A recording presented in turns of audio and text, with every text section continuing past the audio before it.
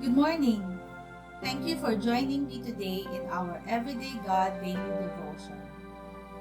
We will be looking at Jeremiah 46, Judgment on Egypt. The book of Jeremiah, for the most part, dealt with the punishment that Judah deserved. And now we come to find out that God is going to deal not just with His people, but with the world of Jeremiah's time. Jeremiah 46 verses 1 to 3.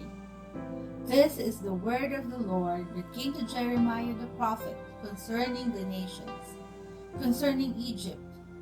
This is the message against the army of Pharaoh Necho, king of Egypt, which was defeated at Carchemish on the Euphrates River by Nebuchadnezzar, king of Babylon, in the 4th year of Jehoiakim, son of Josiah, king of Judah. Prepare your shields, both large and small, and march out for battle. So the first nation to be judged is Egypt. Egypt receives its message from God in verses 2 to 26, which is broken into two sections. First, in verses 2 to 12, God says to Egypt, it will be defeated by Babylon abroad, outside the borders of Egypt. And in verses 13 to 26, God tells Egypt that it will experience defeat from Babylon again at home, inside its own borders. And then at the end of the chapter, we'll see a short encouragement for Judah. So what can we learn from Jeremiah 46? First, the word of God is against those who disobey Him and the gospel of Christ. But it is for those, even Gentiles, who turn to Him. That is why God pronounced the prophecy against Egypt and other nations. What history tells us is that this was the turning point in the political climate of the ancient time, where Egypt was the world power.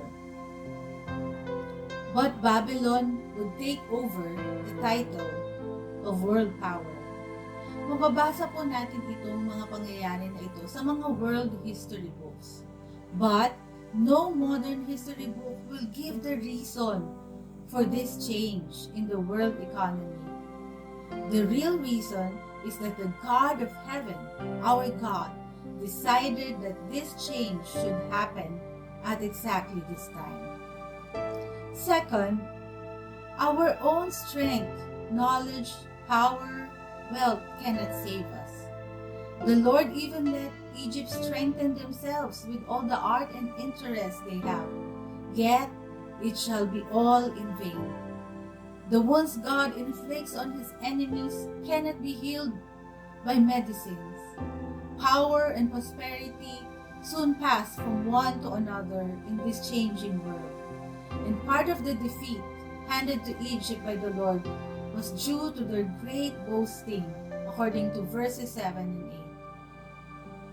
8. And those two messages lead us to our last point. He promised to be with us. Therefore, we should not fear. The Lord wanted to encourage His people, Israel and Judah, in verses 27 and 28. God's presence was and is uniquely with His people, Israel, to an extent that other nations, like Egypt, simply will not enjoy.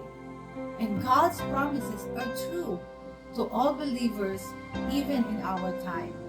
Galatians 3:29 says, "And now that you belong to Christ, you are the true children of Abraham. You are His heirs, and God's promise to Abraham belongs to you." This is such a great comfort and encouragement.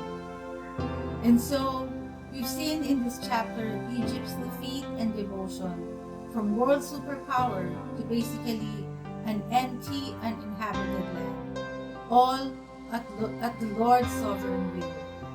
God has also promised to be with us. Therefore, we should not fear of what the future holds. Have a blessed day.